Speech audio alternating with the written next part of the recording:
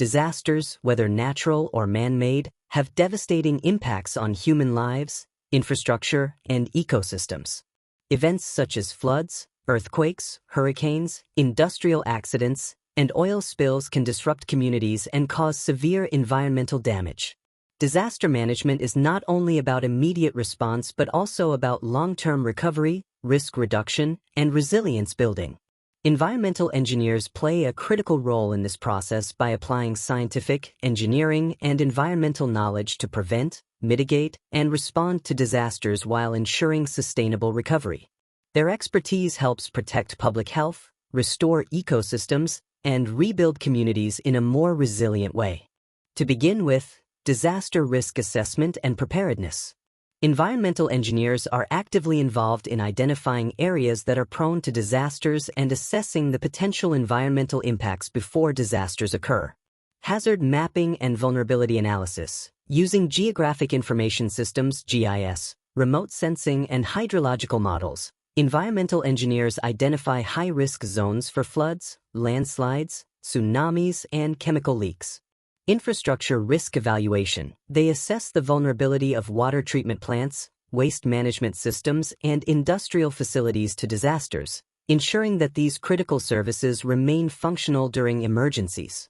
Early warning systems. Environmental engineers help design and maintain systems that monitor environmental parameters, such as river water levels, soil moisture, and air pollution, to issue timely alerts to communities.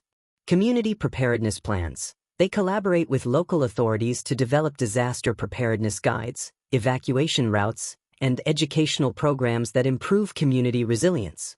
In the second place, disaster prevention and mitigation strategies. Prevention and mitigation are key to reducing the severity of disasters. Environmental engineers design and implement solutions that limit potential damage to people and the environment. Flood control and stormwater management. They design sustainable drainage systems, retention basins, and flood barriers to manage excess water during heavy rainfall events.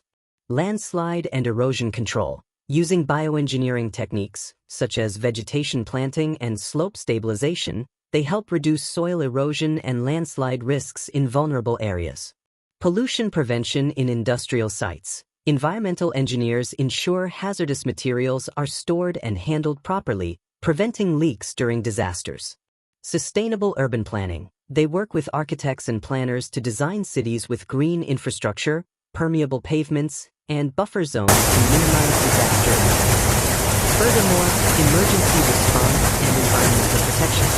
During the immediate aftermath of a disaster, environmental engineers contribute to rapid response efforts to safeguard human health and the environment.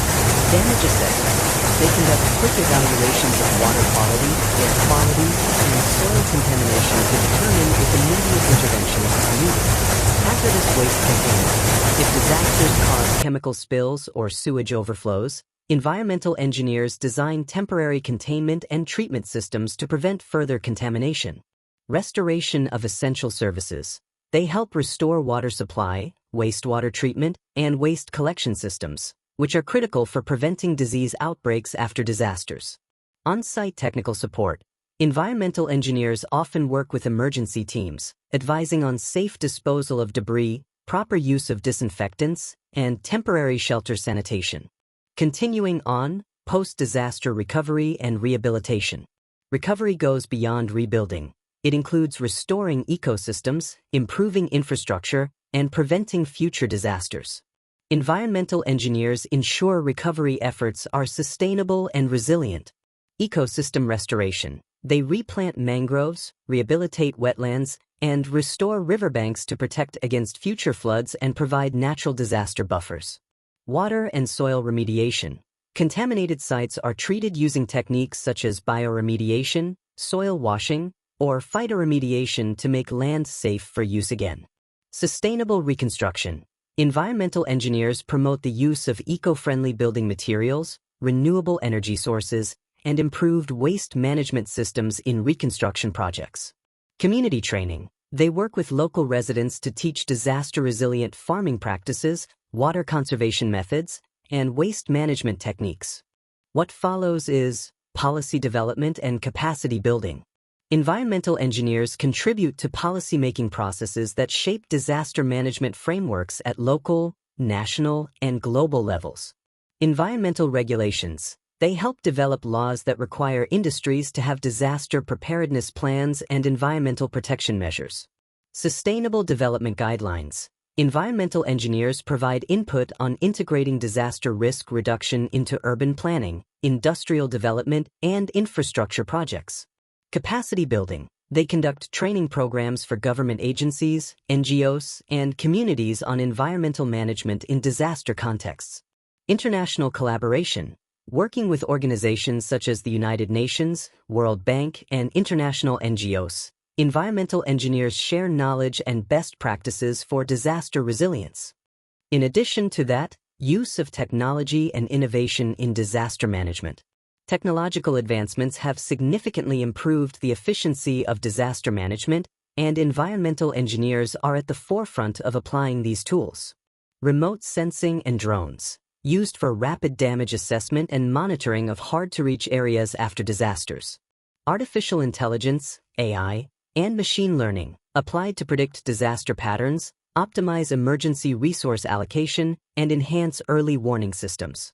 Advanced water treatment systems. Portable water purification units developed by environmental engineers can be deployed to provide safe drinking water immediately after disasters. Waste-to-energy solutions. Converting disaster debris into usable energy helps reduce waste and support recovery operations. Environmental engineers play a vital and multidimensional role in every phase of disaster management, from prevention and preparedness to response and long-term recovery.